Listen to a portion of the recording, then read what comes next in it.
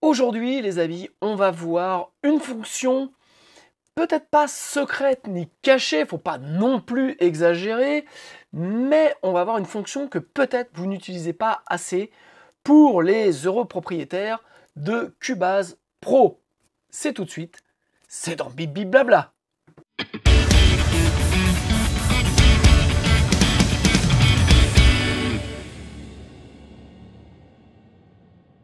Salut à toutes et tous, c'est Jaf. Aujourd'hui dans Bip Bip Blabla, on va parler d'une des fonctions. Au fur et à mesure des cours que je donne, je me rends compte que beaucoup la connaissent, mais peu au final l'utilisent. Et en fait, c'est quelque chose que j'utilise tout le temps. C'est ce qui est appelé dans Cubase le Direct Offline Processing.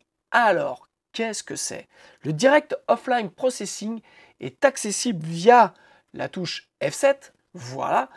Et donc, cela vous permet de faire des traitements sur des pistes qui vont être faits offline. Donc, ce qui veut dire déjà que ça va vous permettre d'économiser des ressources à votre ordinateur. Et ce n'est pas rien, et on va le voir dans pas mal des cas, et dont un que j'utilise tout le temps. Alors, le Direct Offline Processing vous permet donc de faire des traitements qui vont être figés sur les pistes de façon non pas définitive mais temporaire, puisque vous avez toujours la possibilité par ce petit menu de pouvoir retirer ou pas le traitement que vous allez faire. Donc on va travailler sur un projet sur lequel je suis actuellement en train de travailler.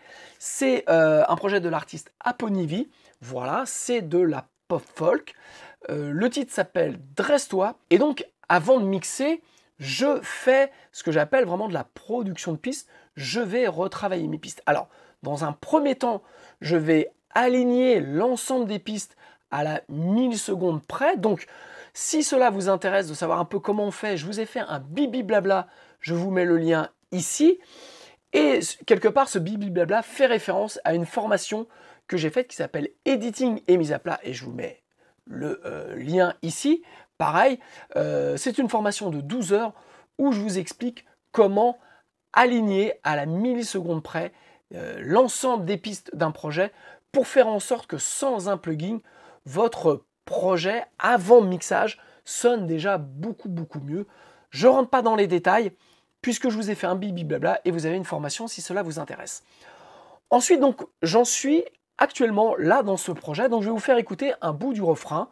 Voilà, donc j'ai fini de préparer et d'aligner toutes mes pistes. Alors pour ça, bien entendu, je vais me coiffer de mon fidèle casque holo, puisque vous le savez depuis peu, j'ai retesté, donc j'ai comparé mon casque holo S5X avec le Slate VSX, et je reste bien entendu fidèle à mon casque holo. Alors, je me coiffe et donc je vous fais écouter un petit bout de ce refrain. Dresse-toi et marche, taille ton chemin à l'âge. Dresse-toi et marche, taille ton chemin à l'âge. Dresse-toi et marche, taille ton chemin à l'âge. Dresse-toi et marche, taille ton chemin à l'âge. Voilà, préparation avant mixage fait. J'ai aligné tout ce que je voulais aligner, les petits bouts de basse, les guitares, tout ça entre les différentes pistes. Donc je vous l'ai dit, je ne vais pas revenir là-dessus. Ce qui est intéressant maintenant, c'est de voir comment, avant de mixer, toujours avant de mixer, on va pouvoir utiliser le Direct Offline Processing. Alors, par exemple, je vais vous montrer sur la voix, parce que ça va être parlant, vous voyez. Donc ici, je vais mettre la voix en solo. Et marche, taille ton chemin à l'âge. Ok. Eh bien, on peut par exemple faire un traitement juste sur une partie. Donc je sélectionne cette partie-là, je fais F7 pour appeler mon traitement hors ligne. Voilà. Et par exemple, pour vous montrer ce que l'on peut faire, on a choix entre plugin et traitement. Si par exemple je prends traitement et puis je vais faire, voilà, on va faire gain. D'accord? et je vais mettre moins 10 dB. Voilà, donc je fais appliquer et vous voyez tout de suite à ce moment-là, j'ai perdu 10 dB. Dresse-toi et marche, taille ton chemin à l'âge. Dresse-toi. Ok, ce qui veut dire que on peut vraiment sur une partie, sur un fragment, sur une toute petite, un tout petit mot, avoir un traitement. Et ça, c'est très intéressant puisque ça vous permet vraiment, au lieu de mettre un plugin qui va être utilisé sur toute la piste, eh bien vous pouvez faire un traitement juste à un endroit. Et ça vous évite aussi, par exemple, de faire une automation. Donc là, vous voyez, j'ai bien appliqué mon gain. Si je fais clic droit, supprimer, bam, ma piste revient comme elle était. Je peux appliquer aussi un effet. Je vais vous montrer pour que ce soit parlant. On va mettre un plugin, par exemple, on va mettre le phaser. Voilà, je fais n'importe quoi. Et puis, on va l'appliquer juste à cet endroit-là. Et donc, on écoute. Dresse-toi et marche, taille ton chemin à l'âge. Dresse-toi et.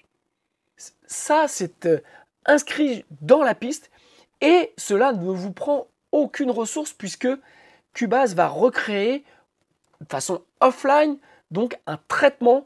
Il va recréer une piste qui va vous permettre de gagner tout en pouvant retirer bien entendu le traitement. Vous pouvez par exemple par-dessus remettre un autre traitement. On va mettre, qu'est-ce qu'on pourrait mettre? On va mettre un chorus par-dessus, soyons fous. Hop, je fais appliquer.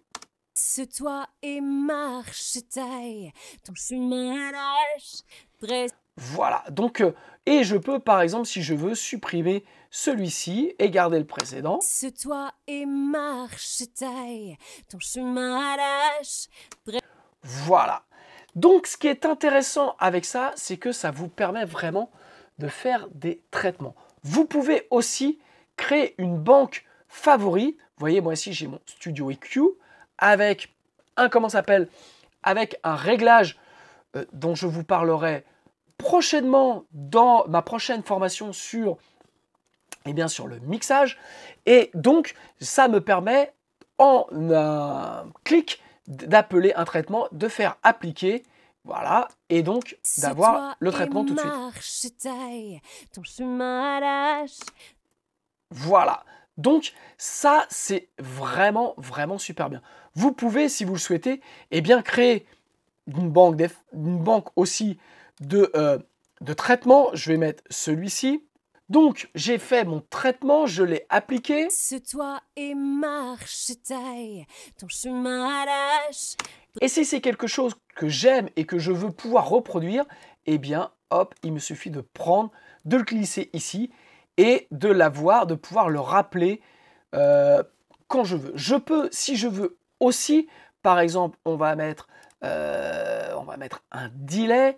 Hop, mettons un delay, peu importe. Voilà, pof, on va faire appliquer. Bam, j'ai mon delay. Si je veux que mon delay l'avoir aussi dans ma banque, je l'ai aussi ici. Dresse-toi et marche, taille ton chemin à l'âge. Vous voyez, c'est super bien. C'est d'autant mieux que ça vous permet de pouvoir, avant de mixer, préparer l'ensemble de vos pistes et de corriger de façon chirurgicale absolument tous les problèmes.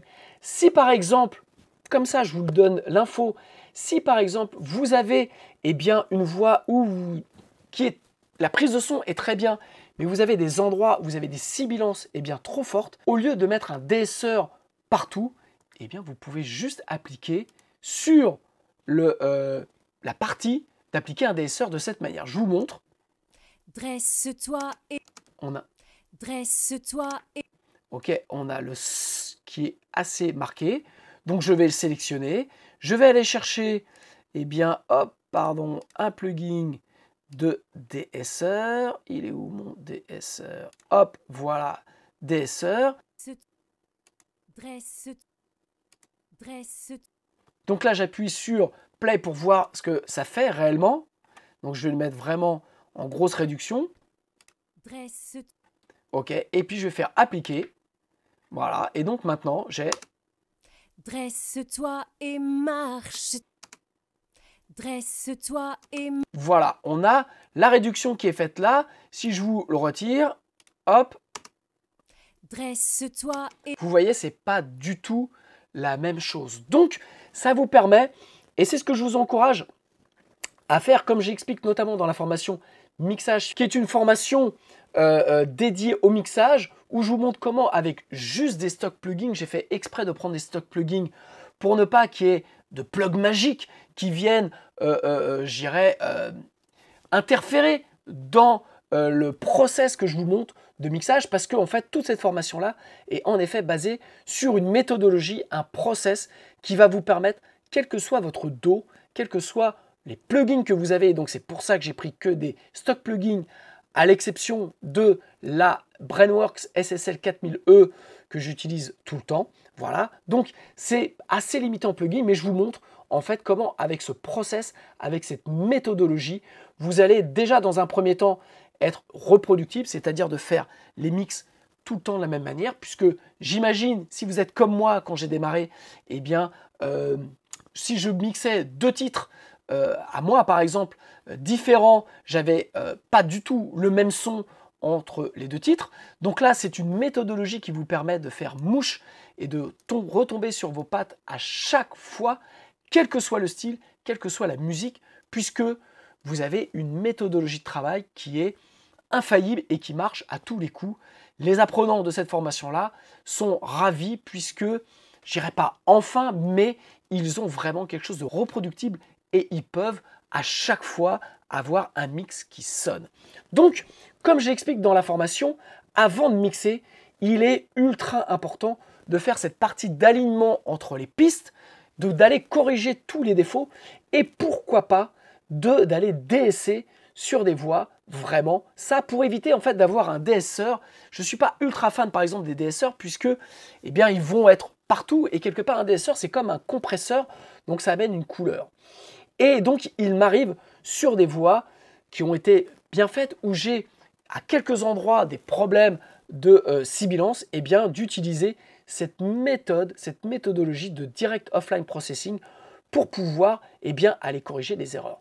Vous pouvez aussi changer des notes. Vous avez dans le traitement la possibilité, vous voyez, de changer des notes, de faire des permutations stéréo, ce que j'utilise aussi notamment sur les synthés et les exports que l'on peut me faire de pistes en stéréo.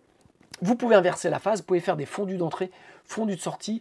Donc voilà, donc le direct offline processing, c'est quelque chose à utiliser vraiment avant d'attaquer vos mix dans la production de vos pistes. Et je trouve dommage, la petite note à Steinberg, je trouve dommage que le direct offline processing ne soit accessible que dans Cubase Pro et ne soit pas accessible dans Cubase Artist, parce que je pense que les artistes, même s'ils ne mixent pas,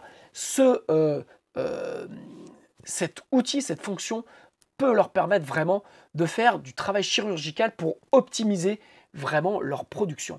Ça, je dirais, c'est un des points, un des apports, un des attraits du direct offline processing, c'est de faire du chirurgical sur des endroits bien particuliers. Mais vous pouvez aussi l'utiliser comme je le fais, et là je vous donne un scoop qui va être dans la prochaine formation sur le mixage, donc la suite de mixage fini la galère. En fait, vous pouvez préparer vos pistes, ce que je fais moi à chaque fois, avec des traitements qui peuvent être un peu lourds et dont vous n'allez jamais réutiliser ensuite dans votre mixage. Et pour ça, je pense notamment à tout ce qui est traitement de bandes. Alors vous savez, je suis super fan des tapes, des bandes. Voilà, je vous ai fait un bibi blabla, je vous ai fait de nombreux bibi blabla sur des tests de tape. Je pense à la Relight Pro que j'aime beaucoup. Je pense notamment récemment, je vous ai fait un bibi blabla sur les tapes de chez AK Multimédia, donc toute la collection.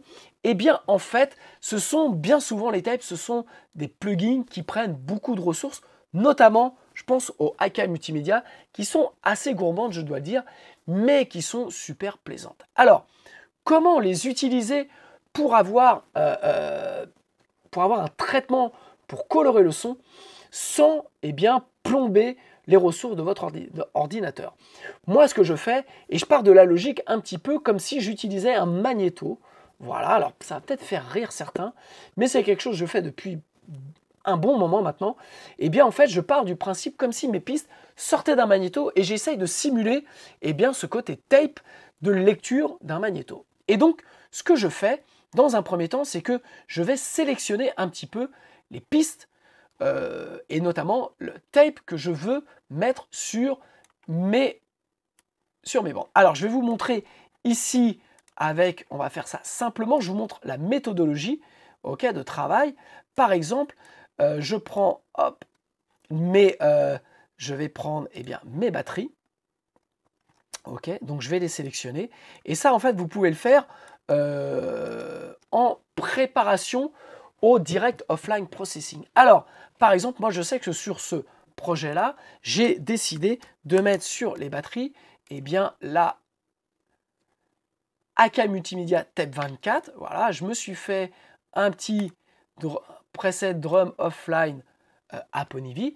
Et donc, voici ce que ça donne. Donc, je vous mets avec les tapes.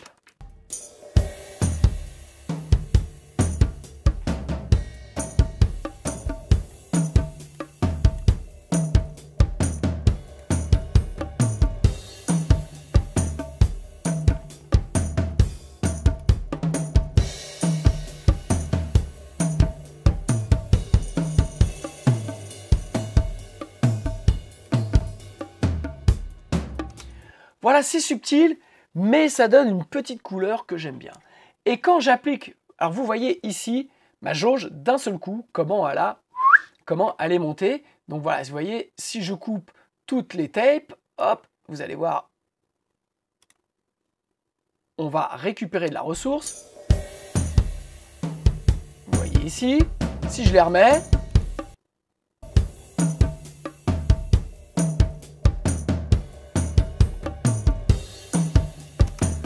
voilà, donc ces tapes sont assez gourmandes.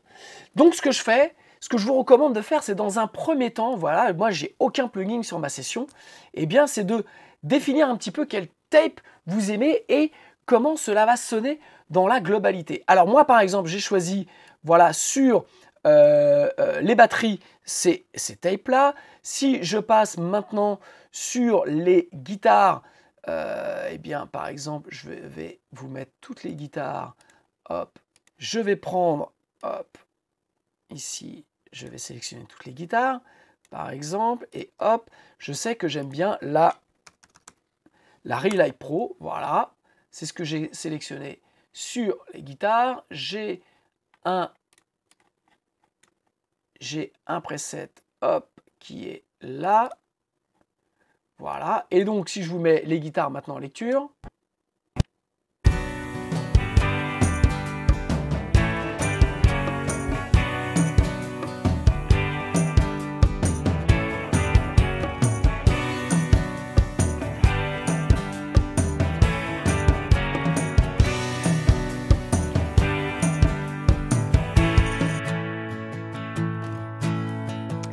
voilà, donc là je vous ai mis avec et on va écouter sans.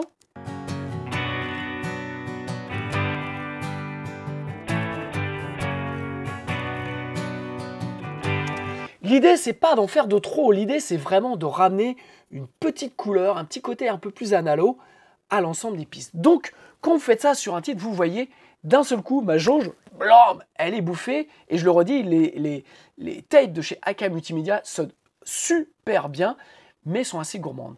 Donc, ce que je vous recommande de faire maintenant, une fois que vous savez exactement, vous voyez, moi je me suis fait des petits presets, une fois que je sais exactement ce que je vais mettre sur chaque projet, hop, on les retire, tac, voilà, on va libérer la ressource. Et donc, ce qu'on va faire tous les instruments. Donc voilà, je vais ouvrir mon répertoire avec toutes mes pistes batterie. Je vais, je vais tout sélectionner. Ok, je fais F7. Là, j'appelle ma tape 24. Toc. Vous voyez, j'ai le plugin qui monte ici. Je vais chercher mon preset, le drum offline, et là, je fais appliquer. Et vous voyez, il va mouliner tout seul pendant un petit moment pour créer des pistes avec l'empreinte quelque part des tapes. Et tout ça va être vraiment... une fois que ça va être fait, cela ne va me prendre aucune ressource sur mon ordinateur. Donc, ce qui va vous permettre vraiment d'optimiser vos prises avant de passer au mixage. Et ça, je trouve que c'est quelque chose que peut-être vous n'utilisez pas assez, en tout cas de ce que je remarque, c'est la fonction Direct Offline Processing vous permet vraiment de, eh bien, comme ça, d'optimiser. Quand vous savez quel type de traitement vous allez faire, vous pouvez le faire. Alors bien sûr, vous ne pouvez plus, une fois que c'est fait, vous pouvez retirer le traitement, mais vous ne pouvez plus le modifier. Donc, ça ne s'applique pas forcément à des EQ, des compressions, des choses en fait que vous allez, dans le cadre de votre mix, que vous allez modifier. Ça peut s'appliquer. Moi, je trouve que ça s'applique très bien sur les tapes. C'est pour ça que je le fais. Parce que une fois que l'on sait précisément comment on va colorer le son, et je vous ai dit ce que je vous recommande de faire, c'est de faire comme je vous ai montré, c'est-à-dire de mettre des tapes sur l'ensemble des pistes. Alors forcément, votre ordinateur il va être saturé, mais vous allez savoir un petit peu la couleur générale du projet que vous allez avoir. Et donc, ça va vous permettre, comme ça, de pouvoir donner une vibe, du mojo supplémentaire à vos prises sans toucher eh bien, aux ressources de votre ordinateur. Alors vous voyez, là, il y a beaucoup de traitements. Ça va mettre un certain temps, comme dirait l'autre. Donc, je vais le faire sur les batteries, sur les basses, sur les guitares, sur les voix. Voilà, tout est prévu, en tout cas en termes de offline processing de ce que je veux faire avec quel type de tape. Et puis, on se retrouve après et puis on va écouter la comparaison entre ma mise à plat sans traitement et puis ma mise à plat avec toutes les tapes qui vont me servir de base à mon mix. Voilà, on se retrouve juste après, une fois que Cubase a fini de calculer eh bien, toutes les tapes et tous les effets en offline. Ok, donc voilà, donc j'ai pris un petit peu de temps offline pour donc préparer absolument l'ensemble de mes pistes avant de mixer. Et donc vous voyez, une fois que c'est fait, on le sait puisque vous avez ici dans le coin des pistes ce petit icône là qui vous permet de savoir que vous avez un traitement offline de fait. Alors, qu'est-ce que ça va nous donner? Comme je vous l'ai dit, l'idée n'est pas de changer complètement le son. En tout cas, moi, ce que je souhaite faire avec les bandes, avec les tapes, c'est de leur donner une légère couleur, quelque chose de peut-être un peu plus analogique, en tout cas, de simuler un peu comme si j'avais des magnétos à bande et qui envoient le son avant que je mixe. Donc, je vais vous faire écouter ce qu'on vient de faire, le refrain avec ce traitement, et puis je vais passer ici, vous allez voir, quand je vais appuyer sur ce bouton là, source C1, ça va passer sur la mise à plat telle qu'elle l'était avant tous les traitements de bande offline. Donc j'ai rien changé ensuite à mes niveaux dans Cubase, dans la mix console. J'ai juste appliqué un traitement offline. Donc je vous mets avec et puis je vais passer sans.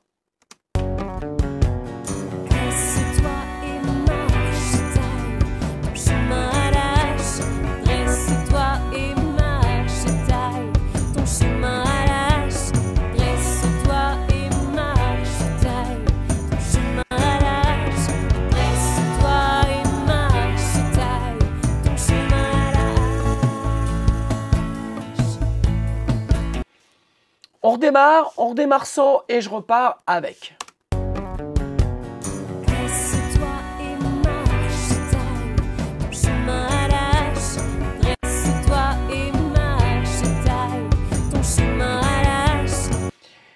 Écoutez bien, notamment sur les guitares. Alors on a une très légère hausse de volume, ce qui est un petit peu normal, mais surtout écoutez la stéréo, comment la stéréo d'un seul coup est un peu plus large et comment en fait les guitares reprennent eh bien, leur place dans l'espace.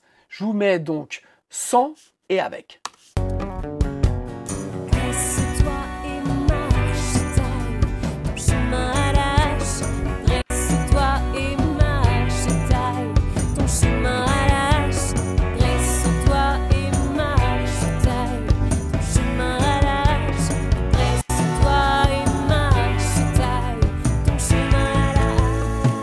Vous voyez, j'ai gagné en stéréo, j'ai gagné sur ce petit mojo dont on parle souvent. On se demande mais qu'est-ce que c'est? Eh bien, à mon avis, en tout cas pour moi, c'est comme ça que j'utilise vraiment au maximum les tapes. Alors après, j'en ai dans ma console de mix, notamment sur les bus guitares. Voilà, j'aime bien remettre un petit peu de Relight Pro sur mes bus guitares. Je peux mettre aussi sur les acoustiques, eh bien, je peux remettre une tape. Je crois que c'est la tape 24, c'est aussi la tape 24 que j'ai mis récemment sur un mix guitare-voix acoustique. Voilà, donc en fait, ça ne nous empêche pas de réutiliser ensuite les tapes dans votre mix, mais vous voyez, sur la préparation de votre mix, c'est très important cette phase-là. Je le redis, d'éditer vraiment l'ensemble des pistes. Donc ça, je vous ai dit, je vous ai fait un bibi blabla et une formation là-dessus. Et ce traitement offline processing qui vous permet, quelque part, vous voyez, eh bien, la jauge de mon ordinateur ici, elle est au minimum, puisque tout a été fait offline. Et ça me permet d'avoir ce son, vraiment, vous voyez, là, je vous montre ma mix console, il n'y a absolument rien, aucun plugin, si ce n'est voilà, des vumètres qui m'ont permis de préparer, je dirais, un petit peu ma mise à plat, mais je n'ai absolument rien, je vous remets avec et sans.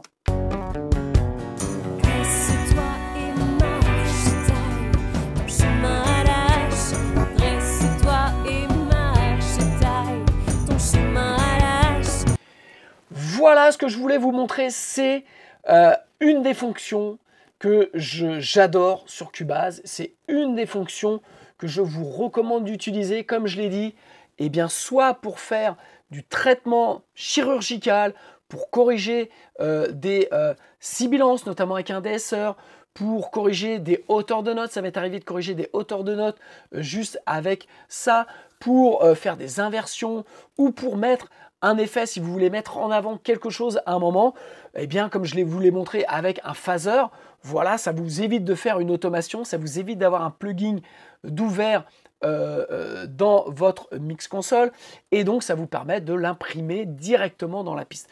Donc ça, c'est le point numéro 1. Le point numéro 2, c'est de faire, voilà, moi je l'utilise essentiellement avec des tapes, mais vous pouvez le faire un peu avec ce que vous voulez, en fait avec des préamps, avec tout un tas de plugins qui sont un petit peu gourmands et qui colorent comme vous le souhaitez, eh bien, le son de vos pistes. Moi je le fais, comme je vous le dis, avec des tapes, et avant de mixer, je fais ce travail-là. Alors oui, ça va me prendre un petit peu de temps, mais au final, ça me permet d'être sûr de ce que je fais. Donc dans un premier temps, je monte les plugins en insert classique, ce qui me permet de voir un peu la relation des tapes les unes avec les autres pour trouver le meilleur compromis sur tous mes plugins de tape. Et puis une fois que je suis sûr, eh bien, je note les réglages et je fais tout en offline processing sur le EP, sur l'album, ce qui me permet d'avoir une unité un petit peu sur l'ensemble et ce qui me permet surtout de ramener un côté analogique, ramener de la chaleur, et puis vous l'avez vu sur la stéréo, de pouvoir avoir quelque chose de plus dense, d'avoir des guitares qui se tiennent mieux, bref, d'éviter tout un tas de traitements par la suite que je serais obligé de faire, à rajouter des plugins pour essayer d'avoir un peu plus de profondeur, un peu plus de corps à l'ensemble de mes pistes. Voilà, ça c'était un point que je voulais vous montrer depuis longtemps. Et ça, je n'en ai pas parlé un petit peu exprès dans la formation mixage fini la galère. Voilà, je me suis concentré vraiment sur le process de mixage et sur le fait de pouvoir mixer avec des stock plugins. Mais ça va servir un petit peu d'introduction à la prochaine formation sur le mixage, donc qui sortira à l'automne prochain, où en fait je vais vous montrer ce que je viens de vous montrer ici, c'est que avant de mixer, je fais ce offline processing avec des tapes, ce qui me permet d'optimiser le son. Voilà, merci à vous de m'avoir suivi, d'être resté jusqu'au bout de cette vidéo. Si cette vidéo vous a plu, bien entendu, abonnez-vous à ma chaîne YouTube. Je le redis, dans le descriptif, vous avez des e-books gratuits à télécharger sur le mixage, sur comment préparer sa séance. Et puis, vous avez des formations sur Cubase, des formations sur les EQ, la compression, les reverb delay, comment enregistrer son groupe avec seulement 4 micros et un laptop. Et pour info, Aponivi, l'artiste que je vous ai fait écouter, que je vais mixer, eh bien, a tout enregistré chez elle, la batterie, les basses, tous les instruments, alors qu'elle n'y connaissait rien, parce qu'elle avait acheté au préalable cette formation, enregistré son groupe avec 4 micros et un laptop, ce qui lui a permis d'avoir eh bien, des exemples, une feuille de route, des presets pour pouvoir enregistrer simplement chez elle avec une petite interface audio, des micros et de faire quelque chose, vous voyez, qui sonne déjà super bien.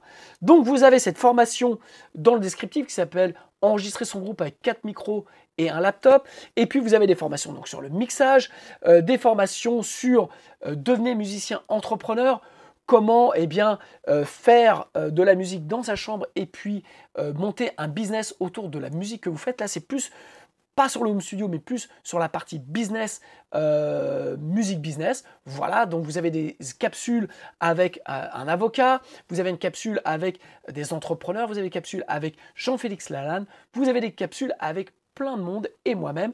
Donc vous avez plus de 80 heures de cours et plus de 200 vidéos. Ça, c'est la formation Devenez musicien entrepreneur. Voilà, c'est la fin. Pour ceux qui restent, j'en profite pour faire un petit peu de pub. Si cela vous a plu, bien entendu, vous avez tout dans le descriptif, tous les liens.